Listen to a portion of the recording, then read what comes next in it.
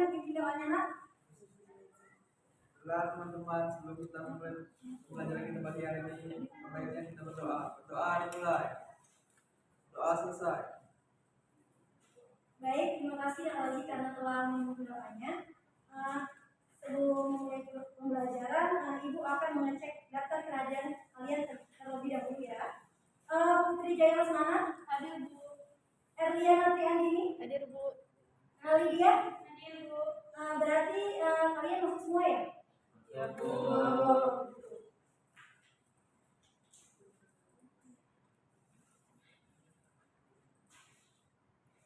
Baik, sebelum kita membahas terkait materi pembelajaran pada pagi hari ini, Ibu mau tanya dulu nih, ada yang masih ingat materi apa sih yang telah kita bahas pada minggu sebelumnya?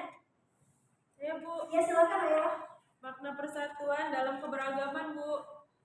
Ya benar sekali. Materi yang telah kita bahas pada minggu lalu itu adalah makna persatuan dalam keberagaman. Nah, pada hari ini kita akan membahas materi yang masih berkaitan dengan materi minggu lalu, yang mana ada pun tujuan pembelajaran kita pada pagi hari ini, yaitu agar peserta didik dapat memahami prinsip-prinsip persatuan dalam keberagaman Sarah dalam bingkai Bhinneka Tunggal Ika, serta peserta didik dapat menelaah prinsip-prinsip persatuan dalam keberagaman dalam bingkai Bhinneka Tunggal Ika. Ada yang tahu materi apa yang akan kita bahas pada pertemuan ini? Saya Bu. Ya silakan Putri. Materi kita pada hari ini membahas terkait dengan prinsip-prinsip persatuan dalam keberagaman Sarah dalam bingkai Bhinneka Tunggal Ika. Ya benar sekali apa yang dikatakan oleh teman kalian, bahwasanya kita akan membahas terkait dengan materi prinsip-prinsip persatuan dalam keberagaman dalam bingkai Bhinneka Tunggal Ika. Mungkin silakan dilihat, disimak dan dilihat materi yang akan dijelaskan di depan ya.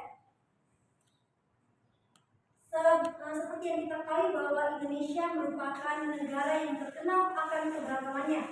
Nah, salah satu faktornya itu karena Indonesia merupakan negara kepulauan.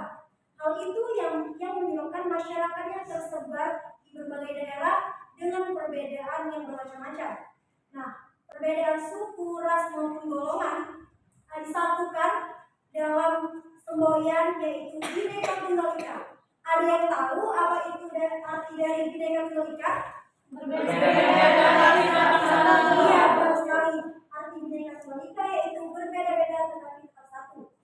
Nah, untuk menciptakan persatuan dan kesatuan di tengah keberagaman yang ada, diperlukan prinsip-prinsip kesatuan. Nah, tujuannya itu agar kita dapat memahami dan melaksanakan prinsip tersebut di lingkungan masyarakat. Ada 5 prinsip persatuan dalam keberagaman. Yang pertama itu prinsip Bhinneka Tunggal Ika. Nah, prinsip Bhinneka Tunggal Ika diambil dari karya Empu Tengkulak yang berjudul Kakawin Sukamosa, yang mana pada saat itu semboyan ini dijadikan sebagai prinsip masyarakat dalam kehidupan, yang mana prinsip ini dipakai pada masa kerajaan Majapahit sekitar abad ke-14. Dengan adanya perbedaan ataupun adanya semboyan Bhinneka Tunggal Ika ini, kita diharapkan tidak akan menjadikan perbedaan menjadi sebuah masalah, tapi melainkan menjadi titik kekuatan dalam masyarakat. Ada yang bisa memberikan contoh bagaimana sih penerapan dari prinsip Bhinneka Tunggal Ika dalam kehidupan sehari-hari? Bisa menjawab Ibu. Ya silakan Oscar. Ada contoh dari prinsip Bhinneka Tunggal Ika. Yang pertama yaitu saling menghormati dan menghargai agama atau kepercayaan orang lain. Yang kedua, saling membantu antar sesama tanpa memandang perbedaan satu sama lain. Dan yang terakhir, mau bekerja sama dalam kebaikan dengan siapapun tanpa mempedulikan perbedaan. Ya, terima kasih Nafsa atas jawabannya. Benar sekali apa yang dikatakan oleh teman kalian.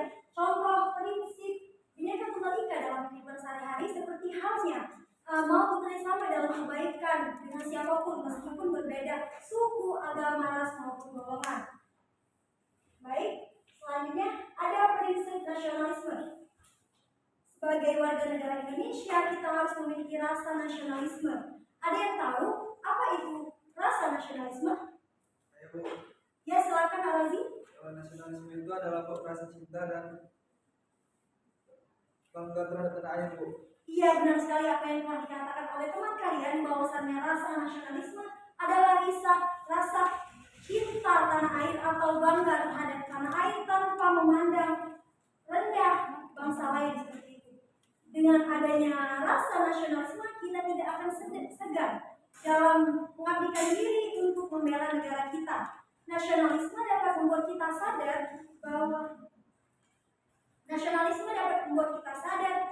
akan nilai-nilai kebangsaan dan pentingnya berusaha untuk memulihkan bangsa. Nah, mau tanya ini, ada yang tahu bagaimana contoh prinsip nasionalisme dalam kehidupan sehari-hari? Silakan Mbak Eliana.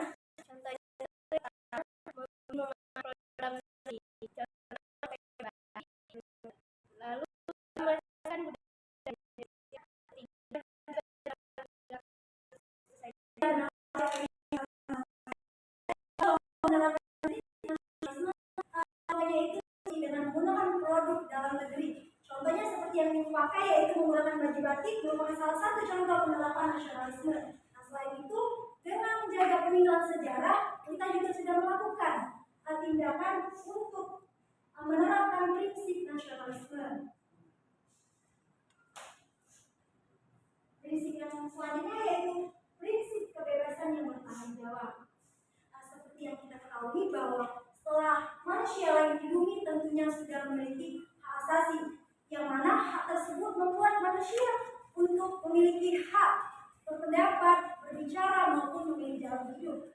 Namun dengan adanya kebebasan yang bertanggung jawab, beriringan juga dengan adanya rasa tanggung jawab, karena setiap kebebasan yang kita miliki harus juga didasarkan pada tanggung jawab. Karena kita harus memperhatikan hak dari orang lain juga seperti itu. Mungkin ada yang bisa memberikan contoh bagaimana sih penerapan prinsip kebebasan bertanggung jawab dalam kehidupan sehari-hari? Ya, silakan Mas Iswa. Contoh kebebasan yang pertama itu kita bebas memilih calon pemimpin. Contohnya Bu, di kelas kita memilih ketua kelas dengan melakukan voting bersama sehingga menghasilkan keputusan bersama. Kemudian di dalam lingkungan bermasyarakat kita bebas menggunakan fasilitas publik dengan baik tanpa merusak seperti toilet, perpustakaan dan fasilitas publik lainnya, Bu. Ya, benar sekali apa yang dikatakan teman kalian. Contohnya itu seperti halnya dalam memilih calon pemimpin. Seperti kalian memilih ketua kelas di kelas dengan bermacam-macam pendapat sehingga menghasilkan sebuah pendapat keputusan bersama seperti itu. Mungkin kita lanjut ke prinsip wawasan Nusantara. Nah, wawasan Nusantara dirumuskan sebagai cara pandang bangsa Indonesia yang berlandaskan Pancasila dalam Ketetapan MPR nomor 2 tahun 1993 dan tahun 1998. Dijelaskan bahwasannya wawasan Nusantara merupakan wawasan nasional yang bersumber dari Pancasila dan Undang-Undang Dasar Negara Republik Indonesia tahun 1945. Nah, dengan adanya wawasan Nusantara dapat dijadikan pedoman atau acuan dalam penyelenggaraan negara. Sehingga pola pikir, sikap maupun tindakan yang dilakukan harus bercermin pada wawasan Nusantara. Artinya tertuju pada kepentingan seluruh rakyat Indonesia. Nah, prinsip yang terakhir ada prinsip pembangunan nasional. Sejak merdeka pada tahun 1945, kita sebagai masyarakat harus terus berkembang. Salah satunya dengan adanya pembangunan nasional. Yang mana pembangunan nasional adalah usaha peningkatan kualitas manusia dan masyarakat. Indonesia secara berkelanjutan dengan memanfaatkan teknologi dan ilmu pengetahuan. Mungkin itu saja materi kita pada pagi hari ini. Jika ada yang ingin bertanya, silakan angkat tangan. Sepertinya tidak ada ya. Ibu harap materi yang kita bahas pada hari ini sudah cukup dipahami.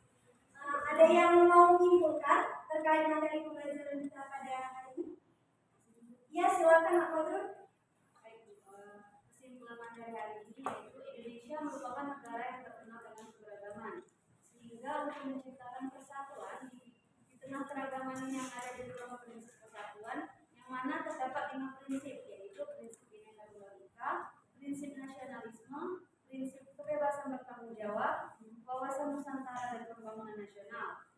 sehingga tujuannya supaya prinsip persatuan dapat dipahami dan dilaksanakan dalam kehidupan bermasyarakat.